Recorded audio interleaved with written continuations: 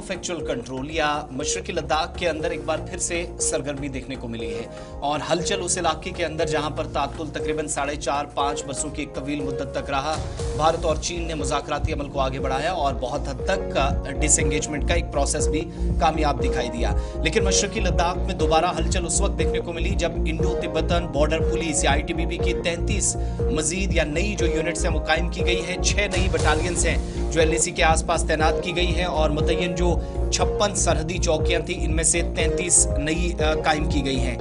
56 या 56 सरहदी चौकियों में से 33 को भारत और चीन के साथ जो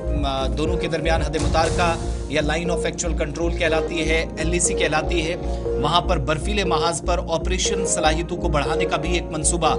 भारत सरकार का या डिफेंस मिनिस्ट्री का हो सकता है और नई बटालियन यहां पर तैनात की गई है। जो ITBP के डायरेक्टर जनरल हैं राहुल रसगोत्रा, उनके मुताबिक फोर्स के 63वीं तश्कील के दौरान उनकी जानिब से जब ये तस्दीक की गई तो कहा कि इस वक्त भी मौजूदा सूरत हाल के बीच तकरीबन 90,000 अफराद पर मुश्तमिल मजबूत पहाड़ी जंगी तरबियत याफ्ता नीम फौजी दस्ते 24 अक्टूबर को अपने सालाना यौम तासीस के तौर पर मनाते हैं, लेकिन मुख्तलिफ वजूहात की वजह से तकरीब 2 माह से ज़्यादा ताख़ीर का शिकार हुई और अब बाज़ाब्ता तौर पर फॉरवर्ड डाइजेशन प्लान तैयार किया गया है और इस सिलसिले में इस हिस्से के तौर पर भारत और चीन लाइन ऑफ एक्चुअल कंट्रोल के साथ 56 ITBP की जो पोस्ट थी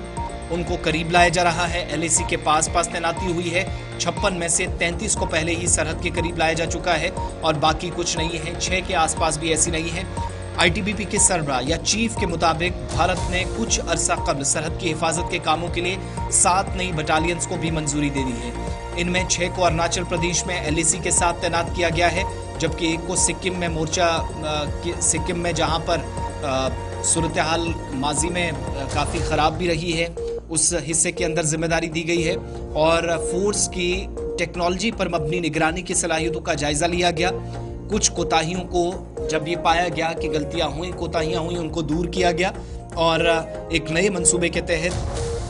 आइंदा जदीद कारी के मंसूबे के तहत तमाम उन परेशानियों और कोताहियों को दूर किया गया। साथ साथ ऑपरेशनल मवासलात या टेलीकम्युनिकेशन को यकीनी बनाने की भी कोशिश हुई है। मुल्क भर में फाइबर नेटवर्क का भी इस्तेमाल किया जा रहा है और किया जाएगा। जल्दी अपने हथियारों को अपग्रेड करने के लिए भी मरकज़ी वज़ारत दाखिला को एक तजवीज़ ITBP के सरबराह के मुताबिक ये भी सौंपी जाएगी। वज़ारत दाखिला की जानिब से ये ऐलान किया गया था कि भारत को मार्च 2026 तक बाएं बाजू की इंतहा पसंदी या जो लेफ्ट विंग एक्सट्रीमिस्ट हैं उनसे निजात मिल जाएगी और ऐसे में सरहदी बेल्ट के अंदर भी किसी भी सिचुएशन से निमटने के लिए तमाम तैयारियां पहले से नजर आ रही हैं। ITBP को आप देखेंगे तो बुनियादी ढांचा बनाने के लिए इस साल 2500 करोड़ रुपए के फंड्स दस्तयाब कराए गए हैं। पिछले साल फॉरवर्ड पोस्टों और बटालियन वगैरह पर तामीराती काम या जो डेवलपमेंटल प्रोजेक्ट्स थे इसके लिए तकरीबन 1000 करोड़ रुपए के फंड्स खर्च किए गए थे। 1962 की चीनी जारहियत के नतीजे में उठाए गए इकदामात और उसके बाद ITBP को बुनियादी तौर पर चीन के साथ